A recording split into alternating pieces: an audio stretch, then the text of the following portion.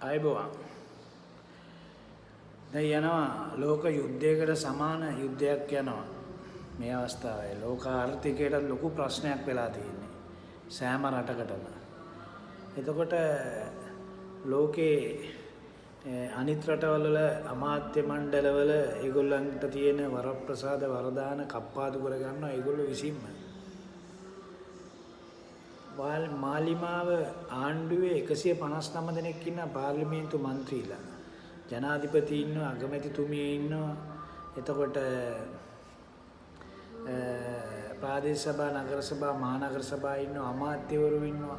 අමාත්‍යවරුන්ට තෙල් දීලා තියෙනවා යම් කිසි මානයක් මම හිතන්නේ ලීටර් 300ක් හෝ 200ක්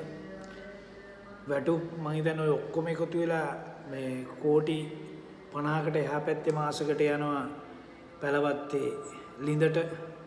මම ඒක MLM කියන්නේ ලිඳ දැන් වැවක් වෙලා වැව සාගරයක් වෙනවා තව ටික කාලෙකින් ඒගොල්ලන්ට ප්‍රශ්න නැහැ ඒගොල්ලෝ දුන්න පොරොන්දු මහා සාගරයක් වගේ දැන් වතුර බිඳුවක් තරම්වත් සේවයක් කරන්නේ කටින් ඔක්කොම කරනවා කටින්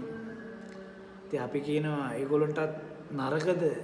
මේ අවස්ථාවේ ජනතාවත්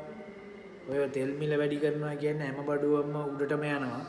ජනතාවත් හරි අමාරුවෙන් ජීවත් වෙන ඉතින් ඕගොල්ලෝ පක්ෂය අරමුදලේ සෑහෙන මුදල් තියෙනවා ඒ වෙනුවෙන්වත් ජනතාව වෙනුවෙන්වත් චුට්ටක් කල්පනා කරලා බලන්න මේ අවස්ථාවේ මේ යුද්ධය අවසන් වෙනකන් අපි වැටුප් වලින් තොර ස්වේච්ඡා සේවයක් කරනවා කියලා ප්‍රකාශ කරන්න කියලා මාලිමාවට ඡන්දෙ දුන්න ජනතාවට කියනවා ඒක ඔයගොල්ලෝ යෝජනා කරන්න අපි වෙනුවෙන් අපි වැටුප් රහිතව අර රනිල් වික්‍රමසිංහ කරේ ඒ වගේ වැටුප් රහිතව වරදාන වරප්‍රසාද නැතුව ස්වේච්ඡාවෙන් සේවය කරනවා කියලා ජනතාවට පොඩ්ඩක් කියන්න ඕන. ඒක ජනතාවට ආසීතේ සතුටු වෙයි. තේරුණාද? එහෙම නැති වුණොත් ඊටමත් කෙටි